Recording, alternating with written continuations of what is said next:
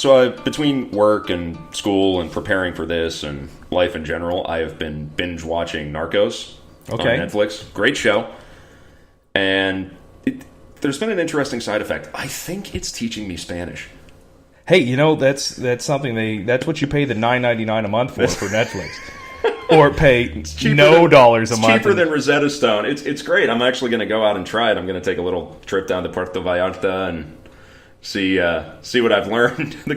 It's just that every single interaction I have has to be about money or killing people. There is absolutely no way that could go badly. No, not at all. No. Speaking of money and killing people, let's get to what we're going to talk about today. Everybody, welcome back to Thieves, Rogues, and Renegades. My name's Rob North. And I am your co-host, Chris Miller. And today, we are going to talk about, Chris? Meyer Lansky, the mob's accountant. Yes, we're getting into the mob. We are stepping away from pirates. We will come back to it in future episodes, but I've had a couple people over the course of this week when I've talked about the source material and the subject of the mob. Why are you guys stepping away from pirates? Look, the title of the podcast is Thieves, Rogues, and Renegades, and I think Meyer Lansky and the people around him represent that completely. Yeah, a lot of these guys that we're going to cover in this upcoming episode are thieves, rogues, and or renegades. Yeah, they fit the mold. They definitely fit the mold. This is also going to be our first two-part episode. So we're going to be splitting the Meyer Lansky story into two different episodes just because there is way too much material to cover in one episode that isn't gruelingly long for you to listen to. Yeah, an awful lot goes on with this guy. He's got a very important youth and upbringing, which is really going to influence what happens to his life later, especially like the different relationships that he's going to kind of cultivate as a youth, and where that kind of cements him in society as a springboard for what he does as an adult. Yeah, there's a lot to talk about with Lansky, and especially because we are now dealing with a 20th century subject as opposed to 17th or 18th century subjects that we've covered so far. There is a lot more detailed material. But there is an equal amount of hearsay and conjecture as all of these men are celebrated liars. That is true. So, for those of you who don't know who he is, Meyer Lansky was a Jewish-American gangster who embraced all three parts of our title as the, quote, accountant of the mob, and he was one of the driving figures behind the establishment of a national web of organized crime that came into being in the course of the 20th century. He was never convicted for anything more than illegal gambling, and he was one of the few gangsters to die of old age in his bed as a free man. He was known for his craft, his cunning, his intellect, and he broke into groups of organized crime that crossed ethnic and cultural boundaries. Now, he's been overlooked as a pivotal figure in mob history, despite a lot of features in literature and in film and TV. He was played by Mark Rydell in the Sidney Pollack film Havana, which is awesome. If you haven't seen it, I highly recommend it. Played by Ben Kingsley in the film Bugsy, who actually got a Best Supporting Actor nomination for the role, and an awesome portrayal by Anatol Yusef in the HBO series Boardwalk Empire. Yeah, that was a highlight of Boardwalk Empire. We had a conversation earlier where I wasn't real big on Boardwalk Empire. You're a bigger Boardwalk Empire guy than I am. Yeah. Whenever he comes in, like, he's a really cool driving force in that show. He's not like as overtly awesome as that dude with half a face. The half a face guy was really cool. True. But every time he's on screen, every time he's involved in a plot point, you do tend to sit up and pay attention.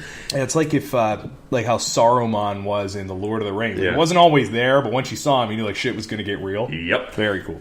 He was also the inspiration for the character of Hyman Roth in The Godfather Part 2, and for James Woods' character of Max Berkovitz in the awesome film Once Upon a Time in America. Yeah, in The Godfather 2, they actually use a lot of his quotes. Mm-hmm. Like, a lot of his lines are actually directly responsive. Like, they come directly from the guy's mouth, which is pretty sweet. Now, before we get into the whole story of Meyer Lansky, just a quick thank you to everybody who listened to our previous episode where we discussed the difference between pirates, privateers, buccaneers, all of that terminology. Thank you, everybody, for the awesome feedback. Also, today, we are performing in front of a live studio audience. Yeah. Normally... Let's thank the you, fan. Live studio audience. Of course, on the floor, sleeping in front of me is our canine outreach specialist, Jack, the golden retriever. But we also have somebody joining us. Yes, my sister, and I guess as an attorney, my consigliere. Not a wartime consigliere. It's like Tom Hagen. My sister Lauren, would you like to say hello to all of our listeners? Hello, I'm the Meyer Lansky to his every gangster in the 20th century. You're the Sammy the Bull to his John Gotti. You're going to flip on him and testify in front of Congress in a couple I always years. knew what happened. In a hot second. I always knew this would happen. I knew it would come to this. There is truly no honor among thieves. Also, before we get to the story, I just want to go over what our main sources were for this for these episodes. Starting with Meyer Lansky, The Infamous Life and Legacy of the Mob's Accountant by Charles Rivers. We also have Meyer Lansky, Mogul of the Mob by Dennis Eisenberg and Ori Don. And Daughter of the King, Growing Up in Gangland by Sandra Lansky, Meyer Lansky's daughter, and William Stadium. So, lots of sources with colons in the title. Yes, quite a few. This is also a time whenever we get to watch interviews with the dude. Yeah. There are not, believe it or not a lot of interviews with Blackbeard on YouTube, which is weird. You would think that the guy would have had a better social media presence, but now we're dealing with somebody who lived until after the Return of the Jedi came out. So, yeah, it's been very interesting dealing with modern sources and not having to parse through the mists of time so much. Yeah, we actually know his name and birth date. We really do. Well, even though that's not necessarily true, because his birth date appears two different things. So I say we just get straight into it. Let's go for it. Let's go for it. Jump on it. Should we get straight into it? Let's get straight into it. All right. So can't argue with that. If we are the Muppet Show, she is the Waldorf and Statler. So Meyer Lansky was born. Okay, here we go. Meyer Sukalyansky in. I have no idea if I said that right. Probably not, but it's fine. By the way, there's going to be a lot of accents today that if you are Yiddish, if you are Italian. Now, there is a rule on the internet that states very clearly you can always use an Italian accent and it is never racist. So, well, we're about to test that today. Hey, look, the bulk of my genetic makeup, I'm told, is Italian, so we're good. We're good. I get a free pass on this one. I'm very excited. All right. I guess if I could do the Scottish accent, we can give this a try. So I have several Italian characters, and they're all going to make their appearance. So yes, Lansky was born Meyer Sukalyansky in Grodno, Russia, which is now part of Belarus, in 1902, to Max and Yetta Sukalyansky, a young Jewish couple. The actual date of his birth is a mystery. His early school documents say August 28th, but his immigration forms say July the 4th, which, if you didn't know your actual birth date, was pretty standard on Ellis Island. He was born in a pretty tough period and a pretty tough place to live for Russian Jews, because Russia at the turn of the century was oppressive and it was violently anti-Semitic. And the first few years of the century saw a huge upswing in attacks and pogroms. For example, a diary entry from Isaac Babel, a journalist and Bolshevik revolutionary, noted one such attack where assailants, quote, cut off beards, assembled 45 Jews in the marketplace, led them to the slaughter yard, cut out their tongues, put out their eyes, and cut off their testicles. Wails were heard all over the square. End quote. That's not including all of the rape. Well, yeah, we're getting to that too. Yeah. In another example, in Kishinev, which is south of Grodno, on Easter Sunday 1903, throngs of anti-Semitic rioters plundered 1,500 Jewish businesses, burnt most of the businesses and the homes to the ground, killed 59 Jewish residents, gravely wounded at least 100 more, and raped hundreds of women, including girls as young as 3 years old and women as old as 90. So, as a result of these attacks, you get a lot of Jewish gangs that are formed in these towns to help protect their homes and their families. And you can see where these old world gangs find themselves reforming in the countries where these people tend to immigrate. So given the sorts of attacks that I just mentioned, it's no surprise that Max hopped the boat to Ellis Island in 1909 to find work in New York as a garment presser, and 2 years later sent for his wife, Meyer, and Meyer's little brother, Jacob. And when they arrived, as so happened, his name was anglicized to Meyer Lansky. So for the next few years, they have a hardscrabble life. They're moving from dingy apartment to dingy apartment in Queens and Brooklyn until 1914, when they moved down into the Lower East Side of Manhattan, home to a poor but very, very vibrant Jewish neighborhood. Meyer's, for the most part, a collected and pragmatic kid. He gets good grades in school. He's sociable. He's something of a bookworm. He does what a Jewish kid in 1914 in Manhattan tends to do. He does his chores. He goes to cheder. He serves the cholent on Shabbos. He seems to mostly avoid violent confrontation, a part of his nature that never really changes, because he was a small kid. As a matter of fact, he never really got that big. Depending on who you ask, he only stood between 5 feet and 5'3", depending on what source you consult. But just because he didn't like starting fights doesn't mean he was above finishing one. So there's a story that when Meyer was 12 years old, he was walking home on Shabbos with a wrapped plate of food for his family. He's waylaid by some teenage Irish street toughs. Their leader brandishes a switchblade at Lansky, taunting him for his size and hurling anti-Semitic slurs at him. Meyer attempts to walk away. The hoods step in his path, demanding he pull his pants down to prove that he was circumcised.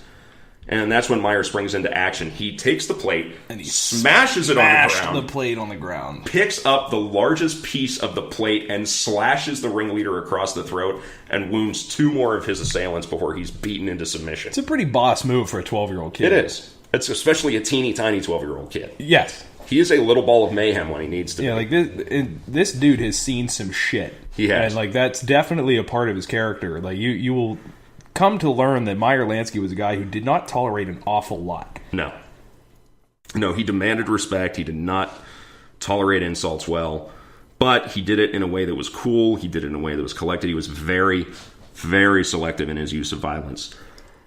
Another anecdote from his childhood says he was walking around before Shabbat service one day. His mother hands him a nickel and sends him to settle the family's tab with the local baker. On the way, Meyer happens upon a sidewalk game of craps, and believing that he had sufficiently studied the game from afar, he steps in, hoping to double or triple his money, loses the nickel on his first roll. She gone. So he has to go home, tail between his legs. He has to explain to his mother what happens, spends the entire service soaking in shame, swears at this point to never gamble when the odds are against him, especially not with somebody else's money, and then instead he was going to be the guy to govern the game from that point forward. And as an adult, he would later remark, "There's no such thing as a lucky gambler. These are just winners and losers. The winners are those who control the game. All the rest are suckers. The only man who wins is the boss." End quote. So it's also on the rough and tumble streets of New York that Meyer would first become acquainted with a pair of guys who would become his lifelong comrades and business partners. Now this is a story that may be apocryphal. You can hear Jack down there. That he's hovering over another game of sidewalk craps as he's coming home from school when a younger participant, a kid no older than 11 years old, kicks the dice aside, accuses his opponents and the guy running the game of cheating him, starts a fight, and a loaded pistol falls out of the kid's pocket. Now, the guy fighting him scoops it up, cocks it, points it at this little kid's face. Now, when this happens, Meyer steps in front of the gun, wrestles it out of the guy's hand. Everybody bolts as you start to hear the police whistles as word of the fight gets around. So Meyer grabs the kid. They run down the alley to get away. Kid turns to thank Meyer and offers a precious bit of advice and gratitude. He says, here's my 11-year-old street tough voice. "Never let them see you with a gun in your hand. Never let them see who you are." Extra! Yeah, You sound like Mickey Rooney. give me 30 papes. Ain't you a pocket full of firecrackers? The kid's name is Benjamin Siegel, but his nickname begins to resonate through the years. Earned for his sudden manic spells and his propensity for instantaneous cold-blooded violence. Kid's name? Bugsy Siegel. Bugsy Crazy as a Siegel. bed bug, old Bugsy Siegel. Now, Lansky also meets the second person through the hard streets as well. A year or two later, Meyer becomes the target of these frequent shakedowns that would be carried out by Italian street gangs against lone Jewish pedestrians. These hoods surround him, they're carrying clubs, they're carrying bats, and they demand 10 cents a week in personal protection money that would render him untouchable to the other gangs and keep them on their own good side. Now, while most of the victims caught in these shakedowns would fork over the sum, no questions asked, Meyer stands his ground. You know, this is an illogical concept to him of settling a bill he doesn't owe, particularly for a service he doesn't want. And he tells this to the gang's leader and just goes to walk around him. Now, the rest of the gang steps in to beat the shit out of the kid. But they're stopped by the leader, who sees something in Meyer that he admires. He likes the cut of his jib. The kid's got chutzpah, as they say. And the leader of this little group is a pockmarked teenager with a lazy eye named Charles Lucky Luciano. Another name that we're going to come back to over and over again. He extends his hand, over and over again, shakes it, and another bond is formed that is going to help shape the world of organized crime as we know it. And I want to take a moment to talk about what happens at this point, because this is going to indicate another theme throughout the career of Meyer Lansky. Overcoming these ethnic and racial divides. Because up to this point, you have these segregated neighborhoods. People tend to keep to themselves. They tend to stay amongst their own ethnic groups. But Lansky starts to overcome that. He doesn't care about just working with Jews. He wants to work with the Italians. He wants to work with the Irish. He wants to work with the Poles. He's going to work with anybody that can help him better his financial situation. And a Jewish gangster at this point is not unheard of. I mean, whenever you think of like Hell's Kitchen and things like that, and Brooklyn and the Five Points and all these like really rough places early in the 20th century, you think of Irish and Italian gangs. The Jewish gangsters very successfully competed with Irish and Italian gangs in small rackets, like gambling and shakedowns and hijacking. And these are mostly tough immigrant kids. Right, yeah. These are good at what they do. Yeah, they came up in places like dudes. Meyer Lansky did. I mean, in fact, there's a group of guys who were definitely Jewish gangsters before their career took a very different path. When we say Jewish gangsters, like I don't think of like Hasidic Jews with machine guns. That's not at all what we're talking about. We're talking about a lot of at the time they were Russian immigrants, even though like a lot of them aren't from Russia. I think more of Newsies meets Gangs of New York. It's kind of like, honestly, it's like the McGregor fight. Yeah, it's like the crowd at the McGregor fight. Like there's dudes, big dudes, beating the shit out of each other, just the ever-loving shit out of each other before the fight even starts. So it's that in New York every day. Yeah. Welcome to America. But overcoming these racial divides takes a lot of charm, it takes a lot of pragmatism, and it takes a lot of skill, and Lansky had all of these in buckets. But he ends up leaving school at the end of 8th grade, which is common in this place and time, and begins to find employment to fit his natural affinity for machinery. Starts working as a car mechanic, he works in a tool and die shop. He seems to keep on the relative straight and narrow, relative being the important term here. Now, it's during this time that Meyer Lansky and Bugsy Siegel start laying the foundation for what will become known as the Bugs and Meyer mob. And by age 16, Meyer was running floating craps games all around town, making a point to run his games honestly to foster a legion of repeat customers and to preserve his reputation and to play on the locals' addiction to gambling. And through his later teen years, as he becomes more and more successful, he starts growing this ambition to step out beyond his $45 a month mechanic job and leave the working man's life for good. And then something changes. January 16th, 1920, the 18th Amendment is signed. What goes into effect? Prohibition. Which is a damn shame as we sit here drinking... as Nosferatu. As we sit here imbibing Nosferatu, again, backed by popular demand. Thank you to our friends at Great Lakes Brewing Company. The 21st Amendment made what you're doing legal. God bless America. Thank you, legal expert Lauren. But the outlawing of the sale and consumption of alcohol had a catastrophic effect on policing in the U.S., so much so that there was a study that was done in 1920 and 1921 in about 30 major cities, and it said that crime rates spiked by 34%, drug addictions rose 44%, and police department expenses rose 11.2%. Now, this is in a span of a year. So it's not like Prohibition wasn't a great idea. Yeah. It opens this huge door. It opens just everybody can walk right through it and start making money illicitly. And so by 1921, at the age of 19, Meyer starts to dip his toe into murkier waters. He still has his mechanic's job. He does it well enough that he earns his superior's trust. And so they're either blissfully or consciously ignorant of the plateless cars the customers start bringing in to Lansky after hours for remodeling. Now, as he starts getting into the chop shop job, he starts cultivating his own crew with himself, his brother Jacob, Bugsy Siegel, other members like Samuel Red Levine, Meyer Mike Wassel, Joseph Doc Stocker, and Irving Tabo Sandler. I love these nicknames. And they begin to branch out into various new ventures beyond remodeling cars for bootleggers. His crew begins jacking vehicles, reskinning them, and then pawning them off. He also takes a page from Lucky Luciano's handbook, and they start running small-scale protection rackets, loan sharking, burglaries, including an $8,000 bank heist, which is a lot of cash because that's about $98,000 today. Mm-hmm.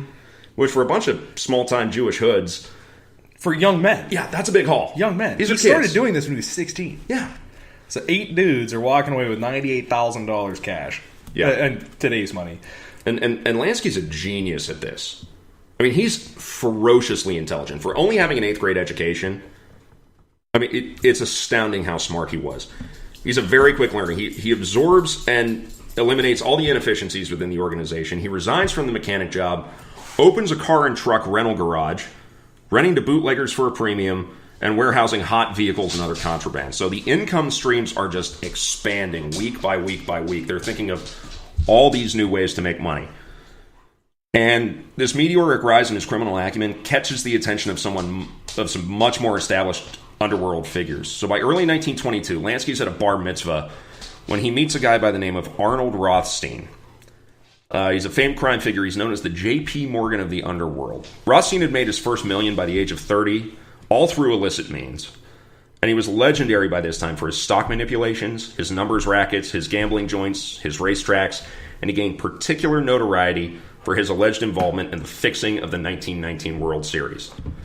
I highly recommend you go and look at the story of the Black Sox scandal. Just watch the movie 8 Men Out, one of my all-time favorite underrated baseball movies. I know Out as well. 3 people that have seen it, and we all really like it, so you could be that 4th person. It's about the White Sox throwing the World Series against the Cincinnati Reds in 1919. So to quote Lansky regarding Arnold Rothstein, he had the most remarkable brain. He understood business instinctively, and I'm sure that if he had been a legitimate financier, he would have been just as rich, if not more so, as he had become with his gambling and the other rackets he ran. So, Lansky is starstruck. He's got a huge admiration for this guy. And Rothstein sees promise in Lansky. And he absorbs the Bugs and Meyer mob into his organization to help with his new ventures in bankrolling bootlegging operations, takes the 20-year-old Lansky under his wing, sharpens his skills, his foresight, focusing on expanding his operations. Now, Rothstein, like Lansky, also believed in bridging cultural divides within gangland environments for the sake of greater financial gain. And, most importantly, Rothstein instilled in Lansky the idea of regarding his schemes first and foremost as a business. It's How that do I mindset. get this kind of internship?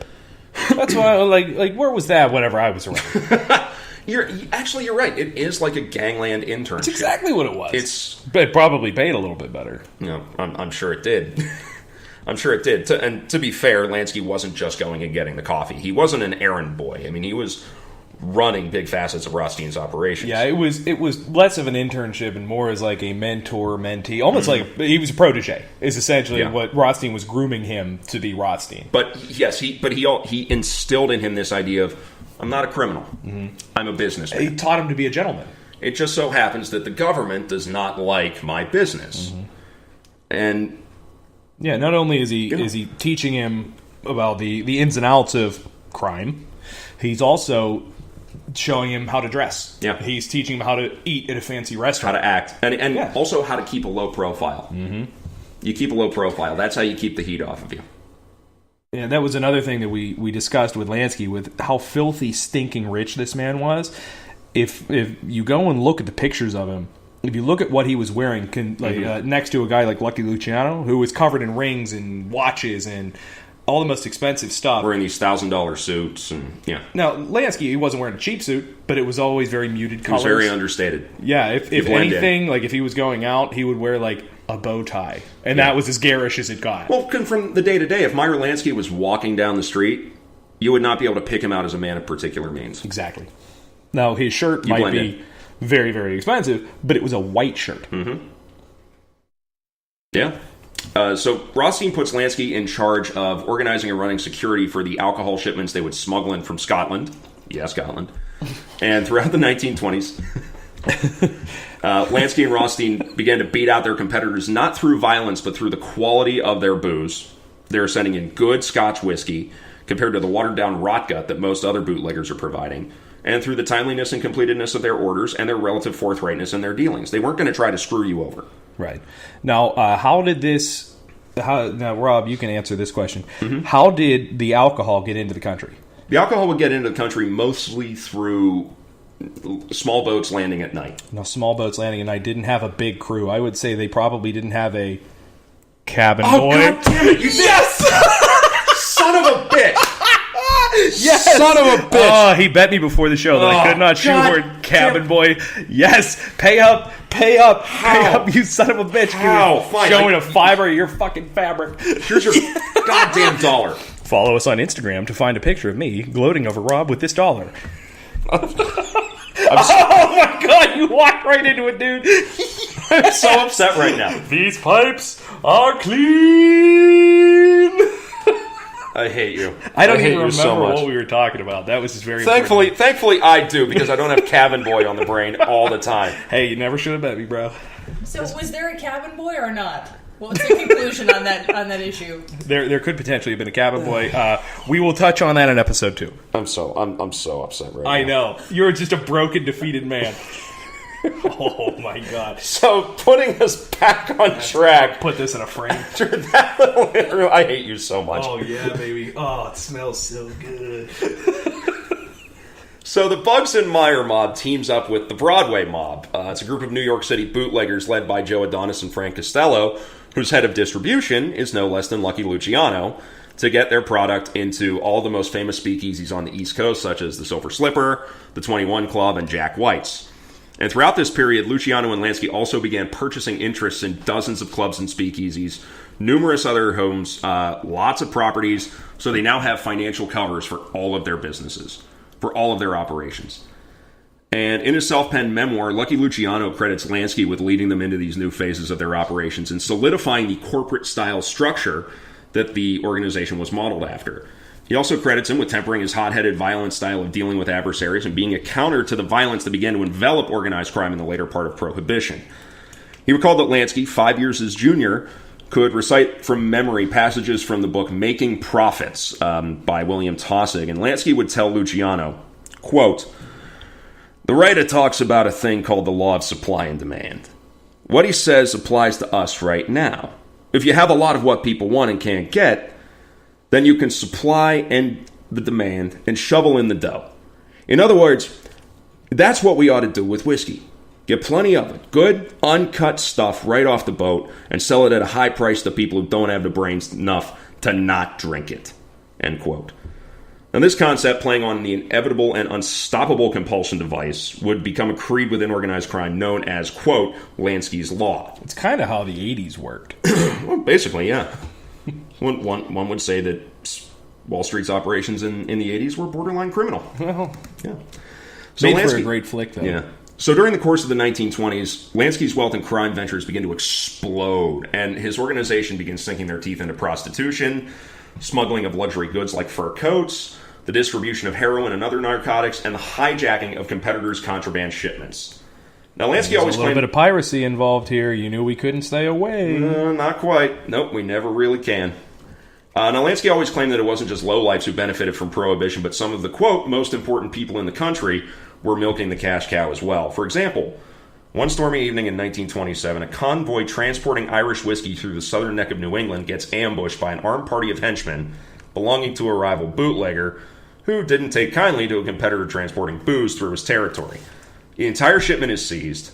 11 of the convoy's men are killed, and a debilitating financial loss is suffered by the commissioner of the ambushed convoy. Now, the commissioner of this ambush convoy happens to be none other than the U.S. ambassador to Great Britain, a fellow by the name of Joseph P. Kennedy. And Joseph P. Kennedy, of course, is the father of JFK. And There's a lot of like the moves that Lansky makes kind of mirror Joe Kennedy. It's like that's who he wanted to be. He didn't just want to accumulate money. Yeah. He wanted to accumulate power. He wanted influence more than anything. But it also shows that Lansky, while not being a violent man himself, is not afraid to leave a bunch of bodies in his wake for the sake of his own gain. And it's said that the person who gave this rival bootlegger the tip about Kennedy's convoy was none other than Meyer Lansky himself. Now, maybe it's apocryphal, I don't know, but I think Lansky probably did have his finger on the pulse enough to know exactly what was happening. According to his daughter's book, no, he did not. Yeah, but it's also, you got to protect dear old dad. The book is great. It's very insightful, but Yeah. every thought ends with, but he didn't. But no, he didn't. Yeah, he didn't actually know. My dad's an innocent man. He wasn't Which is really brilliant involved. because he was. He was. The man was never at the scene of the crime, and it was absolutely brilliant. When there's smoke, it's a duck. That's what the saying is, right? Anyway. It's close enough. So, autumn 1928, Lansky's fortunes expanded even further because Arnold Rothstein is shot and killed over a $320,000 gambling debt. Mm-hmm. And Rothstein's ventures are divvied up between Lansky, Luciano, Siegel, and some other associates. And the Broadway mob's acquisitions become even more aggressive than with all of their stars in the ascendant. So it's during this time that Meyer gets married to a woman named Anna Citron, Bugsy Siegel serving as the best man. And he goes on to have 3 children, including his daughter Sandra, who later went on to pen a book about being the daughter of this mob mogul. So in addition to gaining huge amounts of wealth and influence, their activities begin to clash with the interest of a group of mostly Sicilian immigrant gangsters known collectively as the Mustache Pete's. As somebody who's read The Godfather over and over again, it's one of my all-time favorite books. The fact that we get to talk about the Mustache Pete's makes me so impossibly happy. Yeah. The Petzinavante, the old 50 calibers. Oh, it's so good. Yeah. No, Mario Puzo goes into this a lot. Talks about these guys. And in New York at this time, they're led by old school figures like Giuseppe, Joe the Boss Masseria, and Salvatore Maranzano. Now, these guys ran organizations that functioned more like the old street gangs and were utterly against working with gangsters from different ethnic backgrounds. So, in wanting to stay within the Italian community. And now the younger upstarts within the Italian gangs begin to get frustrated by what they see as missed financial opportunities. Lansky, Siegel, and Luciano, seeing an opportunity to begin organizing a cross-cultural wing of new up-and-comers, organize this group, this alliance that becomes known by several names, including the Syndicate, the Combination, and later, Murder, Inc. Later headed by Ja Rule. Murder!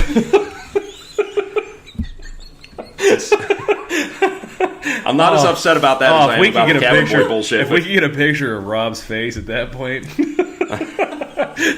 just where he can see me as the anchor, just dragging this whole son of a bitch down. Right, okay, at least we're still not talking about fucking Cabin Boy. And how you lost $1? The dollar I have in the picture frame tucked in next to me. This dollar. So hang on, guys, just so you know, this dollar, it is a K384932878H. I don't know if by announcing that you just committed a federal crime or not. It's a Series 2009. It's never going to make it into the it's going to get framed. I'm going to put it on your side of the kitchen table. And whenever I finish to make this even better, dear listeners, it is the saddest looking thing I've ever seen. It is. It's got folds. It's got the classical looking weathered edges. Lauren, you're not helping. Well, I mean, technically, I'm his counsel, not yours, but we've got a bit of a conflict of interest. You're not a wartime consigliere, Lauren. You stay the hell out of this. We're going to the mattresses. Yeah, Lauren has officially become the Sammy the Bull to Chris's John Gotti. But so the syndicate is formed people with garrote wire for the good of our nation. But the syndicate is formed of this. The syndicate is formed of this same corporate structure, and it has a board of directors at the very top. Now, the first chairman of this board of directors. You all right over there? We're just getting used to this format with the live studio audience. It's I chaos. hit the cough button. It should be fine. It's chaos in here. Oh, man. But Meyer Lansky is the first chairman of the board to head the syndicate. So May 1929, this large summit meeting is arranged in Atlantic City, hosted by the crooked Atlantic County Sheriff and political boss Enoch Nucky Johnson, and attended by Lansky, who, as a newlywed, was the guest of honor, given the presidential suite at the Ritz Hotel. Bugsy Siegel, Lucky Luciano, other gangsters such as Al Capone, Dutch Schultz, Frank Costello, representatives from the 5 Italian crime families of New York, and representatives of smaller organizations from over 40 cities all around the country, such as Chicago, Boston, New Orleans, Philadelphia, St. Louis, and a pair of mobsters named Frank Amato and John LaRocca, who went on to lead the modern Pittsburgh crime family. Conspicuously absent of these were from this summit were any of the Mustache Pete's. They were not included. The old 50 calibers. So discussed at this summit meeting was the idea to stop competing with each other when it came to bootlegging and pooling resources on a national level, maximizing profits and establishing a national monopoly in the illegal liquor business. One of the other most important discussions was what to do when Prohibition ended. So the bosses decided to reorganize themselves and their gangs into cooperative organizations, investing in legitimate breweries, distilleries, and liquor importation franchises, so that when Prohibition comes to an end, they still have these revenue streams. By making investments into the legitimate liquor business and by owning nightclubs, bars, and restaurants to distribute the liquor and maximize profits, this gives the syndicate a lot of security once their businesses go legit. And the delegates also held discussions about taking a larger interest in illegal and cooperative gambling activities such as bookmaking, horse racing, and casinos, which is going to come into major play later with Meyer Lansky's activities in Florida, Cuba, and Las Vegas. However, one decision that held the most significance for Lansky was what to do about Masseria and Maranzano, the old-school bosses standing in the way of true control of New York. So it's decided that the method of takeover would be to wait for a dispute to erupt between the two. You eliminate one boss, you claim allegiance to the other in order to consolidate your gains, and then you eliminate him in turn, whilst new syndicate allies in other cities would eliminate the old guard in their towns if need be. So in order to facilitate their takeover, a method for contract killing was put in place by the syndicate, and this is how they ended up with their nickname of Murder, Inc., and it was as follows. First, one has to submit a request for the order for the murder in question, which is then reviewed and voted on by the board of directors. Following a green light from the board, the contract was assessed and appraised by Lansky himself. He had full unilateral control over final approval. No stamp of approval from him, no murder. So following his approval of the contract, an out-of-state agent would be selected and presented with the proposal. He would then acquire the necessary weapons and gear, travel to the location of the hit, scope out his target for a few days to find the best time to make the kill, the hits carried out, the body disposed of, any witnesses bribed or themselves murdered, and then the killer would flee the city. You pop the dude on a train, out he goes, problem solved. Yep. And other rules were put in place, such as no killings of politicians, government workers, journalists, women, or children. That way you avoid too much negative press and you keep probing eyes to a minimum. And no killings born out of personal grudges would be approved either. You sit down, you handle it like men. You're not going to kill each other, you're going to talk it out. If we all would have done this, Sonny Corleone would still be here today. So we lost him on the causeway. Yeah. So as predicted by the conference, in 1930, Masseria and Maranzano declared war on each other, and the syndicate, with Lansky at its head, made their move to snuff out their main impediment to full control of New York. In what became known as the Castellamarese War, the syndicate bided its time to see who would take the advantage, and within a year the feud began to tilt Maranzano's way. So Lansky, Luciano, Siegel, they reach out to Maranzano, and they strike a deal. If he's willing to swallow his pride and back down, ending the war, thereby ending a frivolous dispute that would save all parties a lot of grief in the future, they would take out Joe Masseria. Took some convincing, but Maranzano agrees. On April 15th, 1931, 4 hitmen, believed to be Joe Adonis, Vito Genovese, Albert Mad Hatter Anastasia, and Bugsy Siegel, enter the Nuovo Villa Tamaro, popular Coney Island seafood restaurant, where Masseria is playing cards in the back with Lucky Luciano. Luciano conveniently excuses himself to go to the bathroom, and the 4 assassins burst in. They fire over 20 bullets. They hit Masseria 5 times. He dies instantly. No arrests are made in the killing. With Masseria out of the way, Maranzano wastes no time seizing control and reorganizing the Italian mafiosi in New York, placing himself at the top of all 5 primary families by declaring himself capo di tutti capi, or the boss of bosses. Now, within a couple months, Lansky's contract management services are requested by Luciano himself, who's starved for power, yearning to eliminate Maranzano and commandeer the 5 families under his leadership. But Lansky doesn't grant approval immediately. Maranzano gets wise to the potential hit, takes out a hit on Luciano, but Lansky is warned, tips off Luciano, aids him in escaping an ambush. He then approves the hit on Maranzano. On September 10th, 1931, he hires 4 unnamed mobsters. We don't know their names. I couldn't find them in any source, but they think they were 4 Jewish mobsters from out of town. A lot of these guys were Jewish gangsters, and the one reason that I found in a lot of interviews was the reason you would use a Jewish guy over an Italian guy is because they didn't look Sicilian. No. They just kind of blended into the crowd. The Sicilians knew their own, and they knew everyone. So if they didn't know you, you were beneath them. They really racism was, believe it or not, incredibly rampant in the 30s. And they would tend to use They wouldn't use Sephardic Jews either because they look too Mediterranean. Mm-hmm. They would use the Ashkenazis, the European Jews. And so these four mobsters walk in. They pose as IRS agents to enter the Helmsley building, Maranzano's headquarters. They head to the 9th floor. Soon as the elevator doors part, the assailants disarmed Maranzano's security. They storm into his office. He's flung against the wall. He's stabbed in the face 4 times, strangled with a garrote, and then shot 6 times. If you're going to send a message, send a message. They're thorough. And then within the next 2 days, as many as 50 associates with ties to Maranzano were butchered. And it's said that this orgy of violence was orchestrated by Lansky, slaughtering dozens without him having to touch a single blade, a single firearm, a single garrote.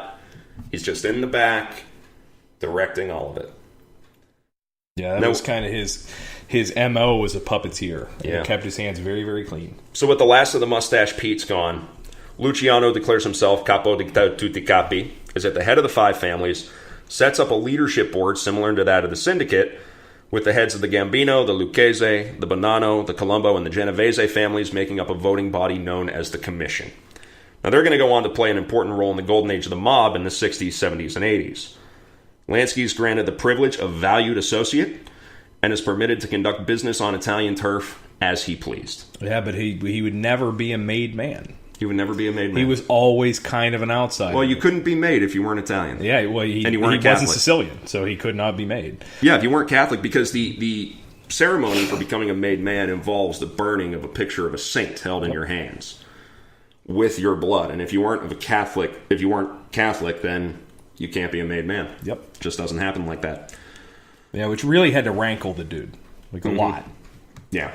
But he also goes on to use that energy, that outrage, towards his immense financial gain. And now, the syndicate's fully in place. So you have no impediment from old school, old world mobsters, and a new golden age is in place for a national organized crime body, ready to wring out untold amounts of money with all sorts of nefarious activities in every corner of America and soon around the world. And in the shadows, at its head, controlling operations and bankrolling its activities, none other than the man we're talking about today, Meyer Lansky. Just like that friend that gets up really early to go to the gym, or any duck, Meyer Lansky said, "Come on, guys, let's get this bread." Mm-hmm. And that's where we're going to leave it off. And we're going to pick up next week with Meyer Lansky, Part 2. And so next time we're going to get into some of his most ingenious schemes to date, where he's going to the glittering lights of Las Vegas. He's having dust-ups with Cuban revolutionaries. And we're going to get into the really, really interesting story of a man with his finger in every organized crime pie in America, managing to avoid the law like no one else ever really has. It's going to get really, really interesting. Lansky Part 2, the Lanskying. All right, so that's going to be it for this week. Chris, what do you think? I think this was a good one, man. I'm looking forward to our first official 2-parter. Mm-hmm. I really like this one. Part 2 is going to be nuts. I was not prepared for the breadth of this, with the amount of political influence that's in this. Yeah, because we're going to start to get Congress involved. We have congressional hearings. It's people like Thomas Dewey getting involved. It's going to be a web. The man of influences next time. Countries, leaders of countries. Like, he has an influence on 20th century history. Yeah, he really does. He really does. The story next week is going to get very, very wild. Yeah, there's a reason why The Godfather 2 is a movie. Yeah, and it's because all the shit that this dude did was real. Yep. And, like, The Godfather 2, the exploits in The Godfather 2 were fairly tame compared to what Lansky what he actually did. It's mind-boggling. Mm-hmm. It's mind-boggling. And the fact that he did all of this and he never got caught for anything significant at all. So, I can't wait to talk about it next week. Guys, everybody, thanks for listening. I know I've had fun this week. Chris, I hope you have too. Lauren, it's been okay. Thanks for hanging out today. Your thoughts? Bravo, gents. Your thoughts on Lansky, I mean. Well, I think that, as playing my role as the legal consultant to the show, the fact that he was never convicted of anything indicates that he didn't leave much evidence around, because that's the key. people can commit crimes till the cows come home, but if a case against them can't be proven beyond a reasonable doubt in court, so much for that. And that was true in the middle of the century, just as it's true now. Yeah, it really is. So we're gonna pick them next week. It's gonna get wild. Lauren, thanks for joining us. Thank you for having me. And, of course, special thanks to our Canine Outreach Specialist, Jack, asleep on the floor below me. Who's not, like, milling around clicking on the floor like he was around the 20-minute mark. You might have earlier heard from him a little bit. Also, thanks to our friends, the Bloody Seamen, for the use of their music at the beginning and the end. We highly suggest checking them out on social media. Best damn pirate punk band in Pittsburgh. Speaking of social media, Chris, where can they find us? I tell you what, if you want to follow us, and I feel firmly that you should, you can check us out on Twitter at PodcastTRR. On Facebook, you can search us at Thieves, Rogues, and Renegades. And on Instagram, we are at TRRPod. And if you want to drop us an email, please, by all means, don't be shy, trrpod@gmail.com. And as always, after the episode is dropped on our SoundCloud page, which is linked directly to our Twitter and Facebook, you can find us on YouTube at Thieves, Rogues, and Renegades. Yep. You can find me on Instagram at Meatneck, and you can find me on Twitter at Meatneck2. Yeah, and if you try to follow me on Instagram, I'm calling the cops. All right. So we will see you next time with Meyer Lansky Part 2. Take care of yourselves out there. And to quote Meyer Lansky himself, all you have to do is recognize an opportunity. So go out there, recognize an opportunity, and of course, hold fast.